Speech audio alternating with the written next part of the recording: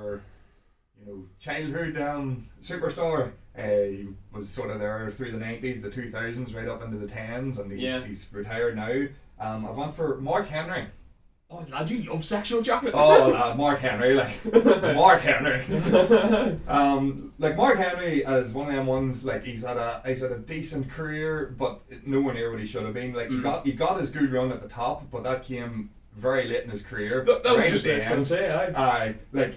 The best thing, Mark. This is what Mark Henry's titles looks like after such a long career. One ECW championship, and it wasn't even EC. It was WWE's brought back ECW. So one ECW championship, one WWE title, one European title. Jesus, that is what Mark Henry has won in his career. That's rough. That is rough. That's real rough. That is it.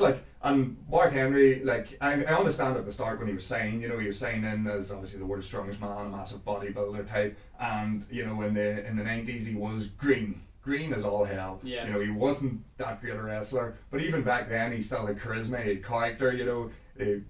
Some of the stuff he done with Mae Young and the comedy scenes there were really funny, and the whole sexual chocolate, and he was also I enjoyed him when he was part of the Nation of Domination and things. The Nation of Domination, aye. But he was green back then, and I understand not pushing him then. But once you got into the sort of mid 2000s, when you were pushing a lot of useless big men, you were bringing in all these massive bodybuilder types. And, the Great Kelly. Pushing them. And you're telling me that Mark Henry isn't as good a wrestler as the Great Kelly? Get off it.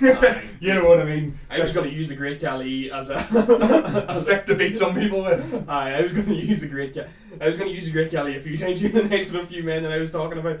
And no. Mark Henry was much better. Yeah.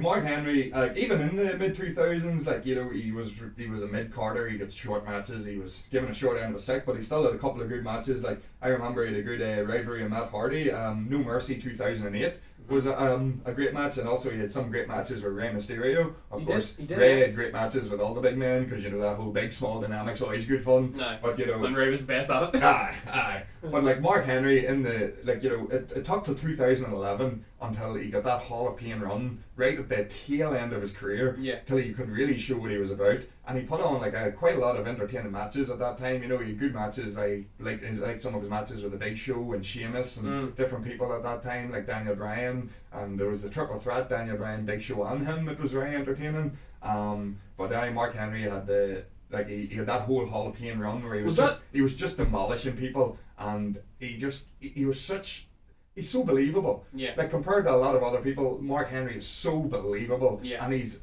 in his Hall of Pain run, he just showed that anger, that fire, that and you just think he could have been doing that for the last 5, 6, 8 years. Yeah. Giving him that run as a top heel, that big destructive force, but instead he was baiting around your mid card and comedy segments and getting 2 minutes on a Raw every second week, squash matches. And Squash matches, and you're just you have literally the world's strongest man, 6'6", 400 pounds of just beef, push this man, and he's it's not it's a big sweaty man. Vince didn't push. Aye, but the thing about Mark Henry is he's not just a big sweaty man. He has charisma, he has character. He can do comedy. He can do he can be a big tough man. He can play face or heel. His retirement speech with John Cena. That whole was that retirement before speech, and then he ended up slamming Cena and turning on him or whatever. Was unbelievable. One of the best promos I've ever seen. Was that before or after the Hall of Pain? That was after. Because I hadn't seen too much of Henry during his, was it Hall of Pain he called it? Yeah. Hall of Pain run. But I remember tuning back in because I had heard about the twist that he had done. With the I'm retiring and gaining a lot of sympathy, and then completely. Everyone bought in. I bought in, and all the fans, were giving him the sexual chocolate chants and the thank you Henry, and he was starting to cry, and it was all getting emotional. Cena comes out, thanks for everything you've done, company man, thanks for everything you've done and all, and hugging it out, and Mark's sad and he's crying, I thank you my wife and the fans, and I love this place, and and then all of a sudden Cena's walking around getting the crowd up, and his face just switches, it just turns and that's it, he just destroys Cena. I remember at that time when he done his whole Hall of Pain, that there, and all the thing, I was just thinking, he's had this in him for years, and instead he was languishing in the mid card doing nothing, and so I'm just Mark Henry, That's one of the best bait and switches that obviously. It's one of my favourite promos in WWE history, and Because you're talking about, like, you know, the wasn't it the double turn or whatever that they did for wasn't it Hart and Stone Cold or whatever the fuck it was? I can't remember what. Well, there was no promo there. That was just a match. That was mid match, and that goes down as like one of the best, like, you know, turns, face to heel, heel to face or whatever. But Mark Henry's switch from I'm retiring and leaving this shit to heel turn and then going on a hot streak was clean on.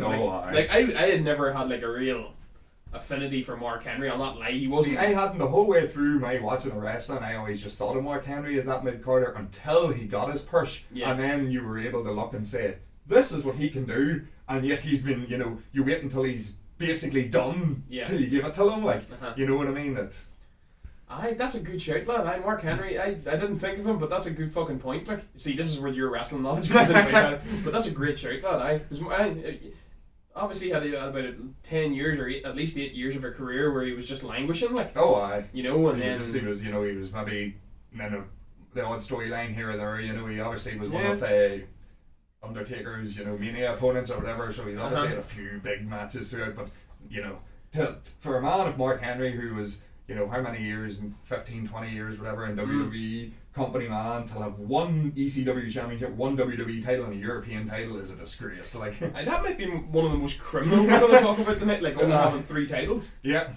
I don't know. Hey, that's a wild one. Like, and when you considering the WWE title came in the last couple of years of his career, and before then he had won an ECW title and a European title, and that was it. Like, that's shocking. If he never got that final push and he went into the sunset with just that, like, he probably wouldn't even have made it into the Hall of Fame. Like, he's a Hall of Famer now, obviously, but you know, he might have struggled till. Yeah, you haven't really got the accolades there, like you know. That's a wild one, to be fair. I rounded out his career quite well.